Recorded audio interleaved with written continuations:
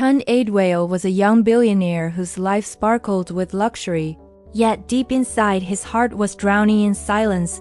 He had everything except peace. Every night his mansion echoed with emptiness while the city outside pulsed with life. One rainy evening while driving his Rolls-Royce through the crowded streets of Lagos, he saw something that froze him, a young beggar girl standing barefoot under the pouring rain. Her clothes were torn but her eyes burned with a quiet fire. He stopped his car, rolled down the window, and offered her food and money, but she refused softly, saying, "I don't want your charity, sir. I only want a chance to work." Her dignity and misery struck him harder than any insult. He asked her name, and she said, "Amara," clutching her small bag like it was her whole world. As rain splashed around her tiny frame, Tund felt something unusual stir inside him. That night he couldn't sleep. Her voice, her eyes, her pride, they haunted him. The next morning he sent his driver to search for her, but Lagos was too big. The girl had vanished into his veins.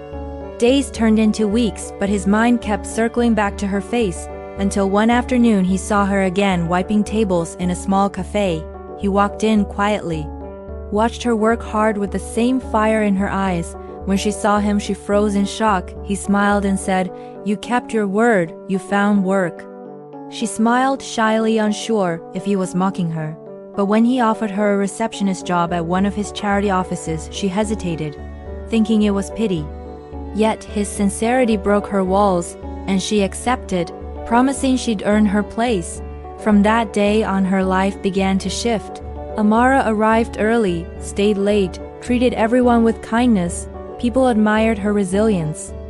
And Tund found himself watching her from afar, pretending it was business.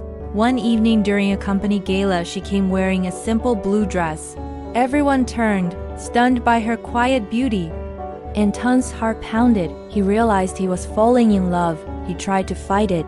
He tried to remind himself of the difference between them, but love ignores logic. He finally confessed one evening on the office rooftop. Amara laughed nervously, thinking it was a prank, until she saw the truth in his eyes. Tears filled hers as she whispered, "People will never accept this." But Tund said, "I don't care about people. I care about you." From then their secret love bloomed like a hidden flower. They met in parks, talked for hours, shared dreams and fears.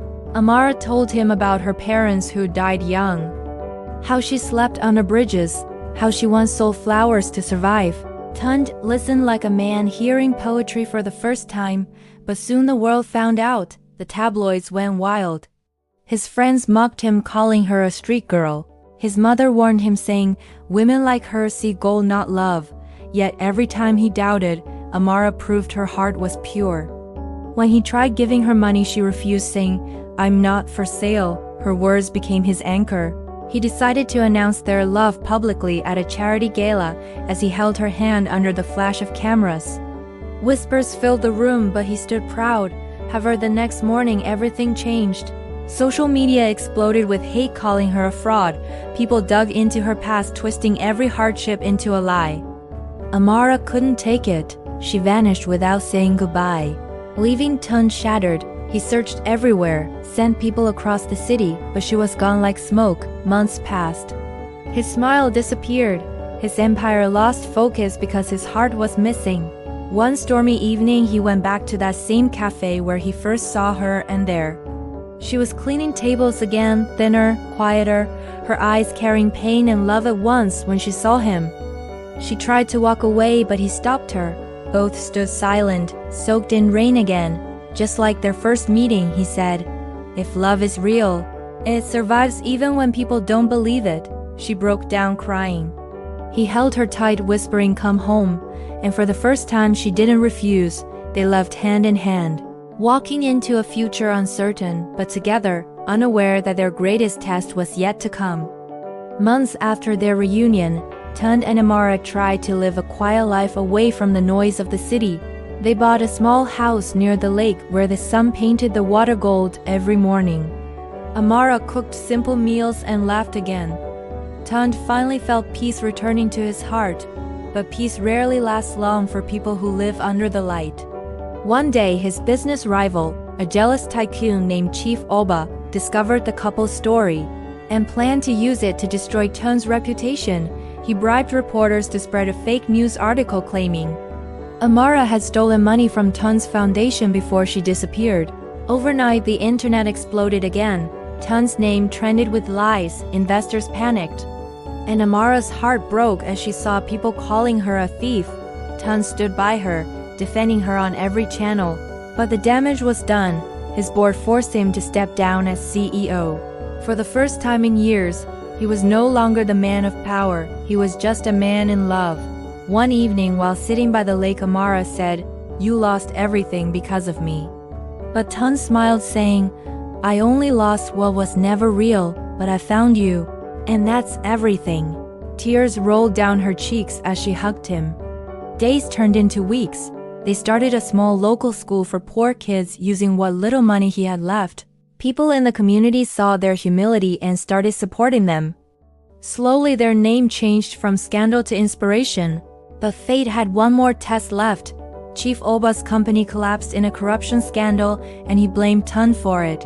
He sent men to burn down the small school as revenge. Late one night, flames surrounded the classroom where children's drawings hung on the walls. Tun rushed into the fire trying to save them. Amara screamed his name, but he didn't stop. Smoke filled the air, children cried, and amidst the chaos, Tun carried them out one by one until the last child was safe. Then the roof collapsed. The world froze for a moment as Amara's scream cut through the night. Firefighters arrived, people gathered, praying, and miraculously Tun crawled out. His face covered in ash but his eyes alive. When Amara saw him, she fell to her knees, thanking God. The next morning, the story went viral, not as a scandal but as a miracle. The billionaire who risked his life for orphans became the headline. Media that once mocked them now celebrated their courage. The president himself visited their school's ruins and announced funding to rebuild it. Amara stood beside Tun, smiling proudly. The man who once owned towers now built dreams. The girl who once begged now taught children hope. Together, they rebuilt the school brick by brick. People from all over Africa came to see the couple who turned shame into strength.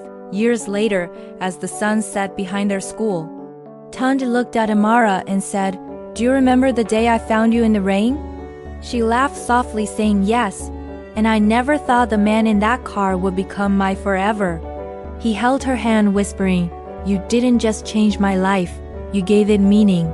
Their eyes met, filled with gratitude and love, as the sound of children's laughter echoed through the campus.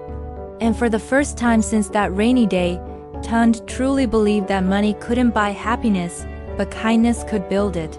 They walked along the lake path, watching the reflection of their past fade into the golden light. Their story became a lesson across the world, that no one is too poor to be loved, and no one is too rich to be humble. It wasn't just a love story, it was a reminder that destiny has its own justice. And in the end, the beggar girl and the billionaire didn't just build a school, they built a legacy of love that time could never burn away.